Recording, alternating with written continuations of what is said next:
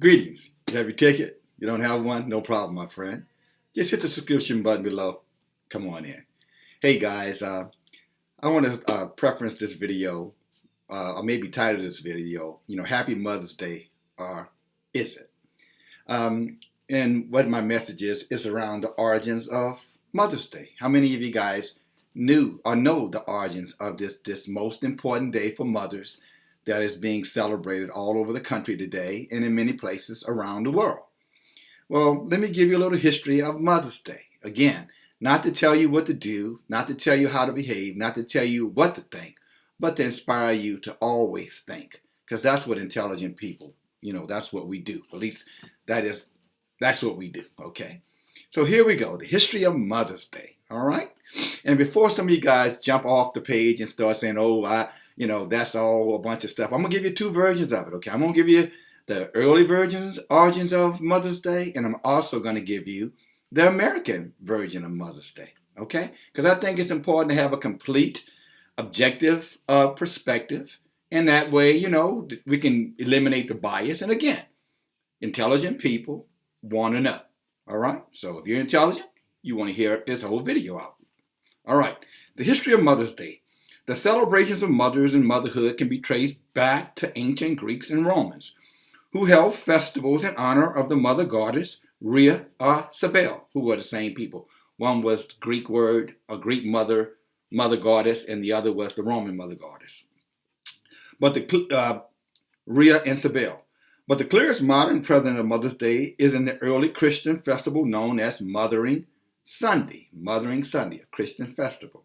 Once a major tradition in the United Kingdom and parts of Europe, this celebration fell on the fourth Sunday in Lent and was originally seen as a time when the faithful would return to their mother church, the main church in the vicinity of their home for a special service. How many of you guys knew that? Okay, but let's go back to the mother goddess Cybele. Who was the mother goddess Cybele? I think that's extremely important. Cybele was the ancient Paragian, I think I'm saying that right, Phrygian,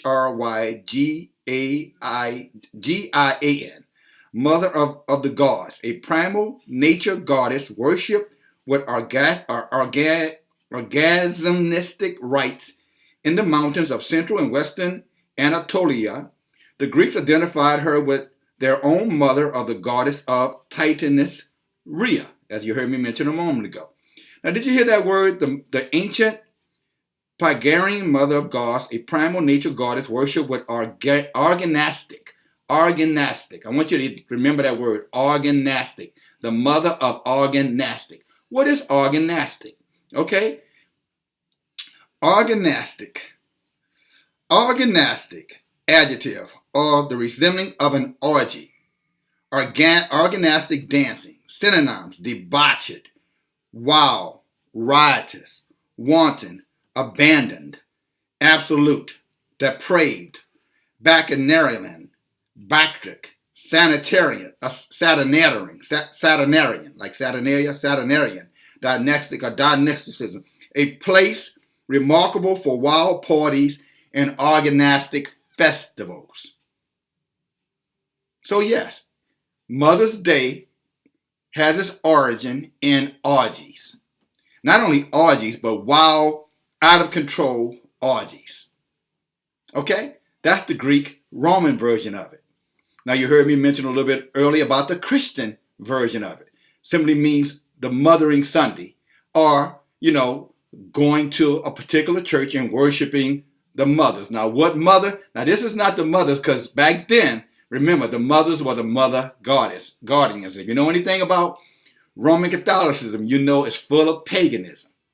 So when you hear Roman talking about goddess, you can believe they're talking paganistic talk, idolatry, idol worship. If you don't believe me, go to any Roman church and go start counting the statues out there. Idols, things that's clearly in the scriptures tells you if you're a believer, you shouldn't be doing it. And if you're not a Christian, okay, still trying to figure out this, why am I celebrating Mother's Day then, since I'm not a Christian, so I don't practice Christian, traditions. But are you celebrating Christianity? For all you atheists who don't believe, okay? Why are you celebrating Mother's Day today? All right, I just shared you. You can Google it up. Check your facts out. You don't believe in the Most High, but you believe in the traditions of the people who believe in the Most High. Gotcha. Well, let's go a little bit further. All right. I want to bring it up to modern times, United States Mother's Day.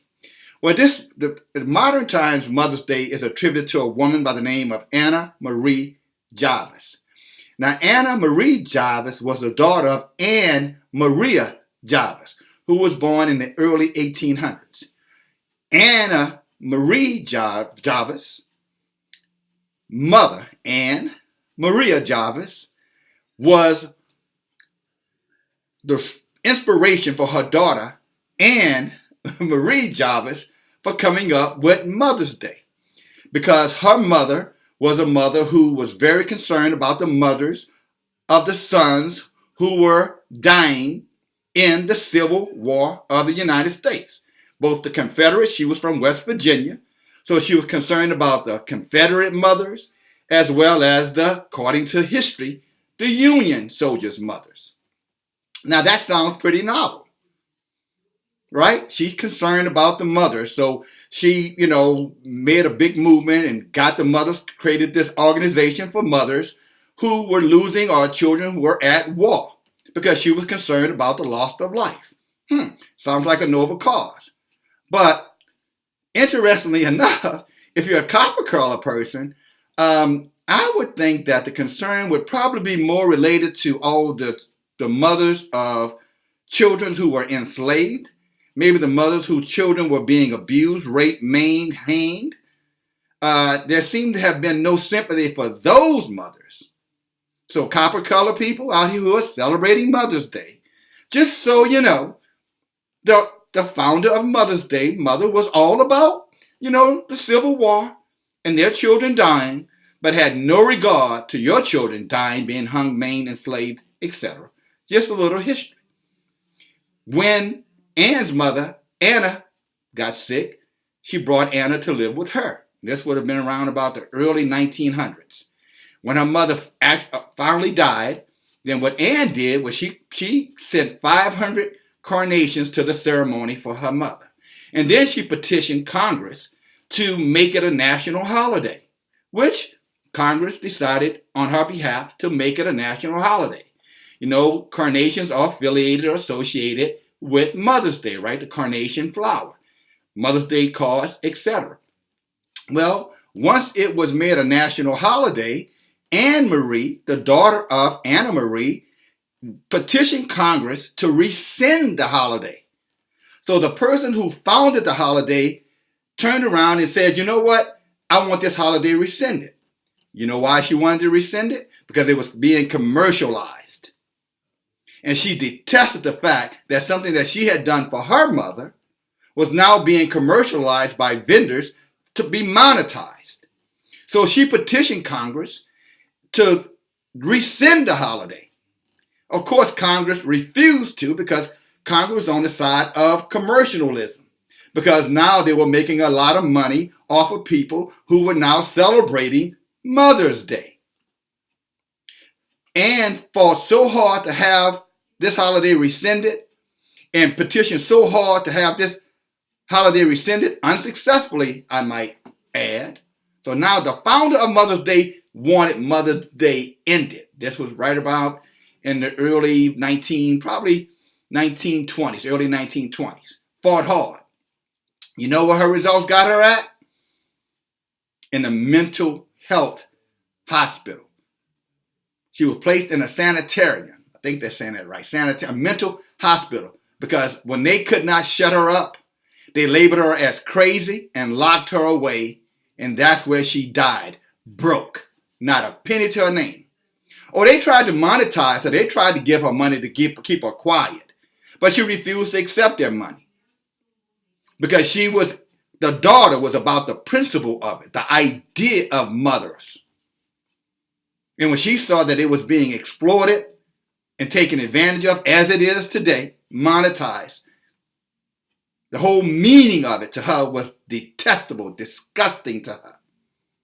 And she did everything in her power to the point of losing her mind trying to end what she said was debauchery, something that she had never intended to happen. The Mother's Day that many are celebrating today.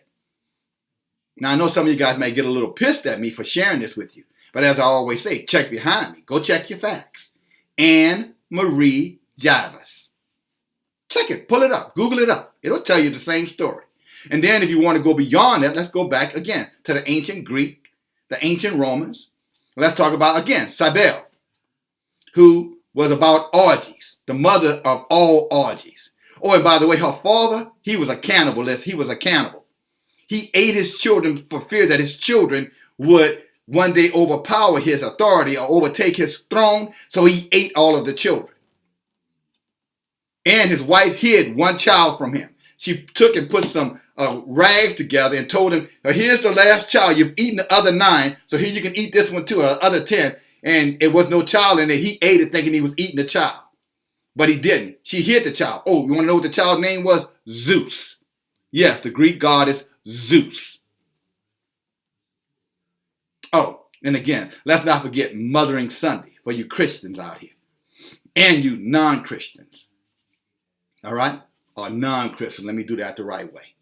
So, now, happy Mother's Day. Or is it? DFG, thanks for listening. I don't know what you're going to do with this information. I know what I'm going to do with it. I used to celebrate it. But once I found out the origins of it, I'm not a paganist. I don't practice paganism. I don't practice idolatry. I don't worship orgies. I don't practice debauchery, wild parties. I don't go into buildings who profess to be about, traditions made with the hands of man. I don't do any of those things anymore. I like to think because I know a little bit more today than I did yesterday. Maybe this video will inspire you to do the same. Thanks for listening. DFG, Gideon's Flight. Talk to you next time. Bye-bye.